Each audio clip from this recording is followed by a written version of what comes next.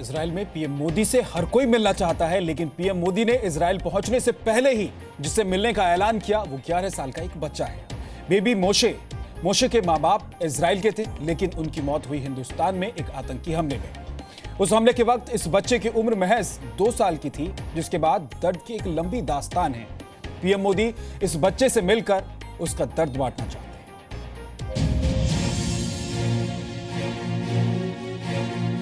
आपका स्वागत है मेरे दोस्त। इजराइल के प्रधानमंत्री बेंजामिन नेतन्याहू ने तो अपने दोस्त प्रधानमंत्री नरेंद्र मोदी का स्वागत किया ही। साथ ही साथ 11 साल का एक मासूम भी उनके स्वागत के लिए तैयार है। I love you. I love you. PM Modi के इजराइल दौरे में प्रधानमंत्री बेंजामिन नेतन्याहू से मुलाकात के बाद जिस मुलाकात पर सबकी नजरें टिकी हैं, वो है 11 साल के एक बच्चे बेबी मोशे से मुलाकात। तो वो बच्चा जिसका इंतजार खास तौर से इजराइल में और भारत में लोग देखने के लिए कर रहे हैं, वो मोशे अब आपके सामने है। वो छोटा सा बच्चा मोशे, जिसकी तस्वीर आपने अब से 8 साल पहले देखी थी और अब में बहुत अंतर आ चुका है मोशे का। आखिर पीएम मोदी 11 साल के मासूम मोशे से क्यों मिलना चाहते हैं, ये समझने के लिए हमें 9 साल पीछे लौटना होगा, जब 26 नवंबर 2008 को मुंबई हमला हुआ था। बेबी मोशे और उसके इजरायली माता पिता मुंबई के नरीमन हाउस में रहते थे। 26 नवंबर 2008 को मुंबई में आतंकी हमला हुआ, जिसमें आतंकियों ने नरीमन हाउस को भी निशाना बनाया। इस हमले में नरीमन हाउस में 173 लोगों की मौत हो गई। इनमें बेबी मोशे के माता पिता भी थे।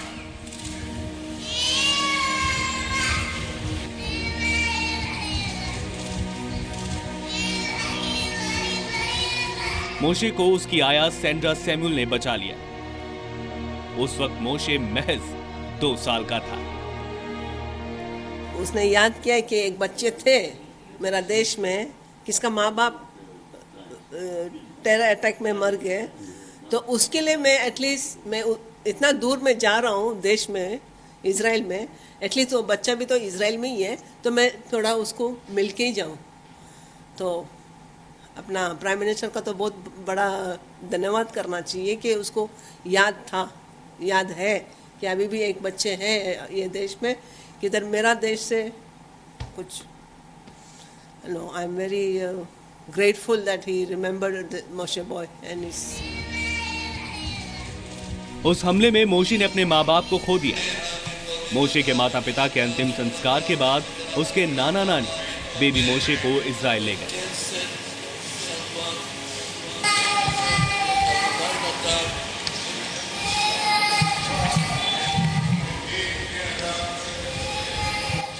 साथ में गई उसकी आया सेंड्रा सैमुअल। मोशे बस सेंड्रा को ही पहचानता था। सेंड्रा ने उसका अपने बच्चे की तरह ख्याल रखा।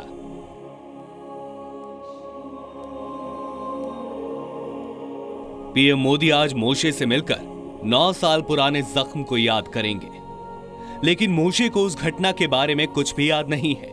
हाँ, उसे पीएम मोदी और इंडिया के बारे में जरूर पता है और बड़ा होकर वो एक बार इंडिया जरूर आना चाहता है। I love you. You love him and you want to go to India? Yes, Why? I want. Because this is you have Because this home. because this is my home. You want to visit Nariman house? Yes. Anything? Why? Why do you want to go there? That is my Chabad. This is my house. This is mine Chabad house. मैं एक बात बताऊं कि वो mummy daddy का तो याद करता ही नहीं, करता भी रहेगा तो हम लोग को तो बताता भी नहीं है, बट नरीमन हाउस उसको बराबर मालूम है। क्यों ये भी अभी है, आपको दिखते ये नरीमन हाउस है। तो ऑफ कोर्स वो बड़ा होएगा तो वो जाएगा ही, और वो बोलते ही मैं बड़ा होएगा तो मैं जाएगा, बट पहला मैं जाऊंगा।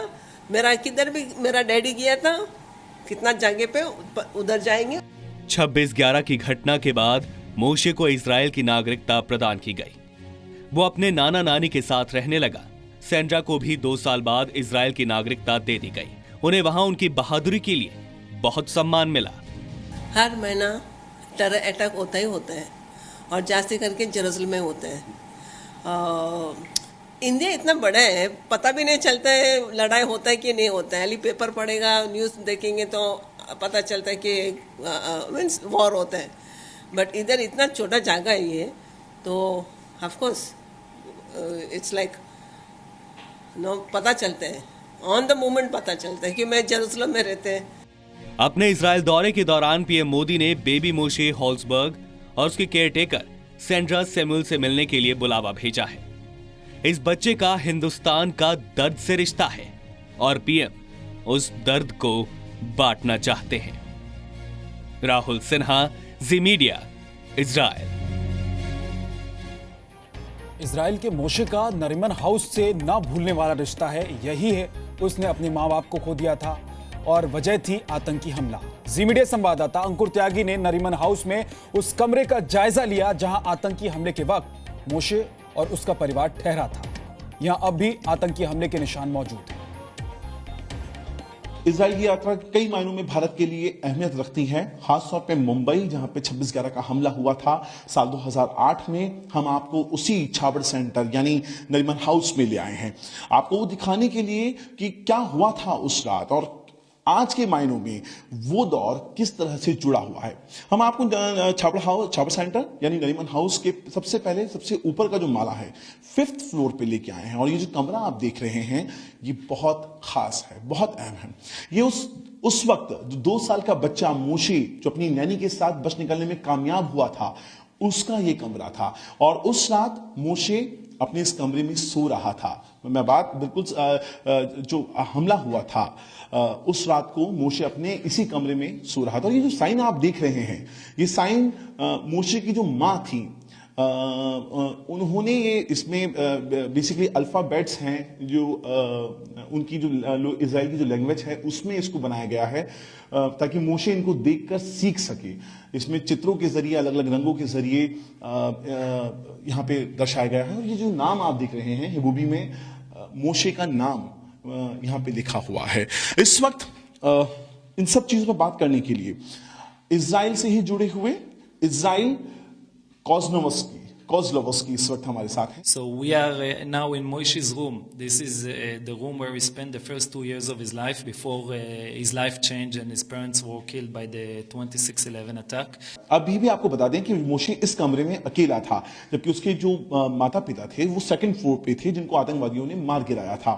अभी तक ये कहानी अनसुलझी है कि कैसे एक 2 साल का मोशे अपने कमरे से उठता है, वो नीचे 5th फ्लोर से निकलता है और कैसे वो 2nd फ्लोर पर जाता है। ये कहानी आज भी अनसुलझी है क्योंकि नैनी ने जब मोशे को अपनी गोद में लिया था, जब उसको अपने छुड़ाने की कोशिश करी थी, तब वो 2nd फ्लोर पर था। इस कमरे को मैं आपको दिखाने की कोशिश करूंगा। ये सबसे ज्यादा डैमेज इस कमरे में हुआ था।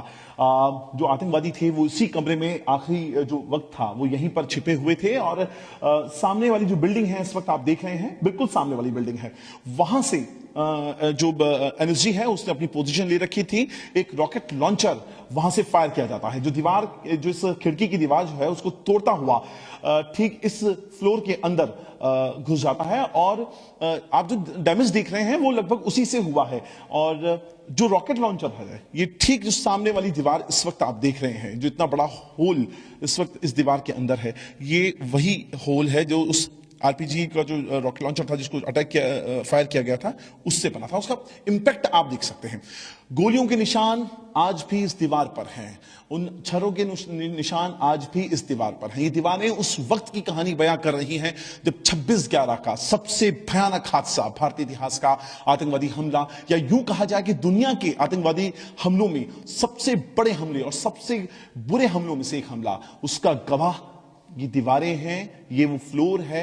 यहां की हर एक चीज आज भी बयां करने की कोशिश की जा रही है और अब इसको एक म्यूजियम में तब्दील कर दिया जाएगा कुछ वक्त के बाद, ताकि लोग यहां आ सके, दुनिया भर से लोग यहां आ सकें, वो सीख सकें, समझ सकें कि उस रात को क्या हुआ था और हमने उस हादसे के बाद क्या सबक लिया था।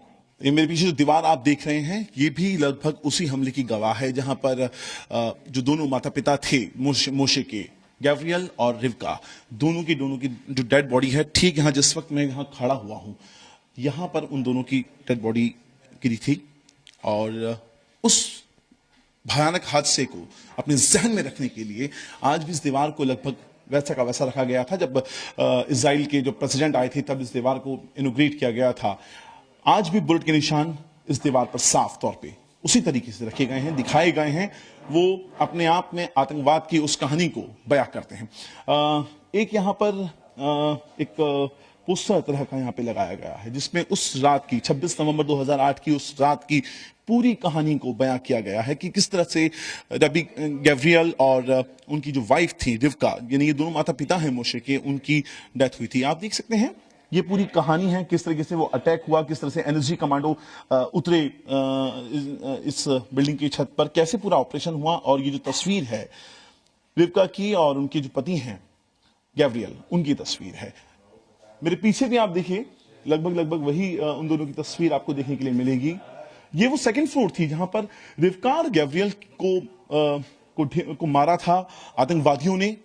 और मोशे जो था वो पांचवें अपने फ्लोर पे सो रहा था जैसे हमने आपको दिखाया।